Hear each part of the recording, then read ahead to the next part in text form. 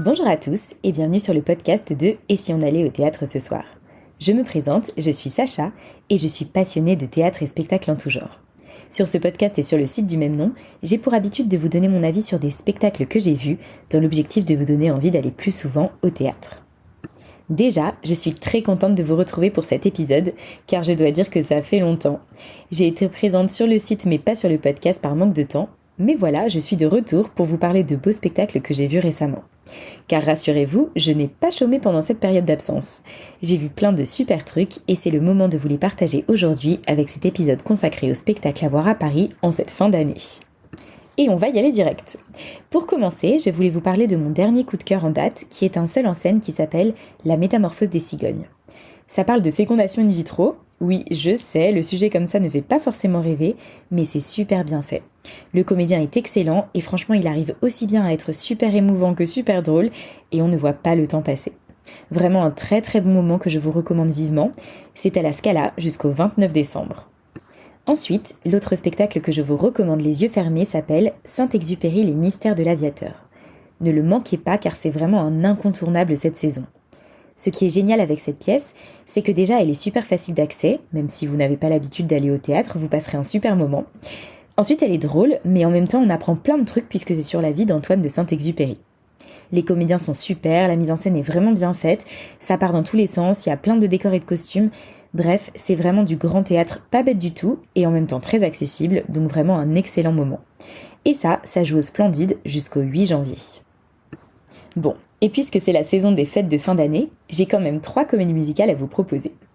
La première est un spectacle familial qui s'appelle Charlie et la chocolaterie. Vous connaissez sûrement ce nom puisque c'est un roman jeunesse de Roald Dahl qui a été adapté plusieurs fois au cinéma, dont une version par Tim Burton. Et bien voilà la version comédie musicale. Moi j'ai passé un très bon moment devant ce spectacle parce que j'adore l'univers de Roald Dahl qu'on retrouve très bien ici. Après bien sûr, il faut aimer les comédies musicales kitsch, donc si c'est pas votre truc, laissez tomber ce spectacle. Mais sinon c'est un moment très sympa, très coloré et un peu barré. Ça joue au théâtre du Gymnase jusqu'au 6 mars, et bien sûr, n'hésitez pas à y aller avec vos enfants. La deuxième s'appelle Mais quelle comédie, et c'est la comédie musicale de la Comédie Française. Oui, rien que ça, je sais. J'y suis un peu allée par curiosité car, bon, vous le savez maintenant, j'adore les comédies musicales, et donc je n'allais pas passer à côté de celle-là. Et bien franchement, j'ai adoré. J'ai trouvé que c'était super original. En fait, c'est une succession de tableaux où chaque comédien fait un peu la prestation de son choix. Mais rassurez-vous, ils ne sont pas tout seuls sur le plateau, et donc les tableaux sont très jolis, parfois drôles, parfois émouvants. Ça permet de voir ces comédiens sous un nouvel angle, et en plus, ils nous racontent à travers ce spectacle les coulisses de leur vie de comédien à la Comédie Française. Ça les rend très attachants. Bref, enfin voilà, je vous conseille d'aller voir ça. Ça donne envie de chanter, de danser, de profiter de la vie, et ça joue jusqu'au 3 janvier, donc faites vite. Et la dernière comédie musicale dont je voulais vous parler est à l'affiche du Théâtre de la Huchette depuis cet été, et j'avais vraiment adoré ce spectacle. Je ne suis pas la seule d'ailleurs puisqu'il est prolongé. Ce spectacle s'appelle Exit et il s'agit d'une histoire d'amour qui a lieu pendant le Brexit. Oui, alors l'histoire comme ça donne pas très envie, je vous l'accorde. Mais alors si vous aimez les comédies musicales, vous ne pouvez pas ne pas aimer celle-là. Le livret est génial, très drôle, super bien écrit, les comédiens sont top, chacun dans leur rôle. On passe vraiment un super moment. Alors un peu comme pour Charlie et la chocolaterie, si vous n'aimez pas le style de comédie musicale un peu kitsch, laissez tomber, mais sinon courez-y. C'est donc au Théâtre de la Huchette jusqu'au 2 janvier. Après les comédies musicales, j'ai envie de vous recommander un spectacle de danse qui s'appelle Tutu. Alors c'est un spectacle de danse un peu particulier puisqu'il est interprété uniquement par des hommes. Et franchement, c'est génial. Les tableaux sont hyper visuels, il y a des moments très drôles et d'autres plus poétiques, et en même temps ils dansent super bien donc c'est canon. Vraiment, si vous cherchez un spectacle original, n'hésitez pas à aller le voir parce que ça vaut le détour. C'est au Théâtre Libre jusqu'au 12 décembre. Ensuite, si vous êtes plus classique dans le choix de vos spectacles, j'ai vu un super vaudeville qui devrait plaire aux amateurs de comédie. Ça s'appelle Monsieur Chasse et c'est une pièce de Georges Feydeau qui est très très drôle et surtout particulièrement bien interprétée par cette petite compagnie que j'adore et qui s'appelle Les Joyeux de la Couronne.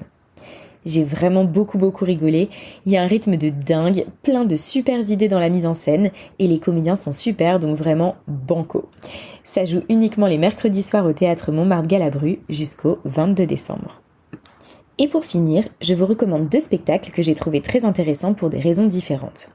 Le premier, c'est Le Visiteur, une pièce d'Éric Emmanuel Schmitt dans laquelle Freud reçoit la visite d'un étrange personnage. Pendant toute la pièce, on se demande si cet homme est vraiment Dieu comme il le prétend, ou s'il n'est qu'un imposteur. Et je peux vous dire qu'on est tiraillé. Et ça permet au passage de se questionner avec les personnages sur la place de la foi dans le monde.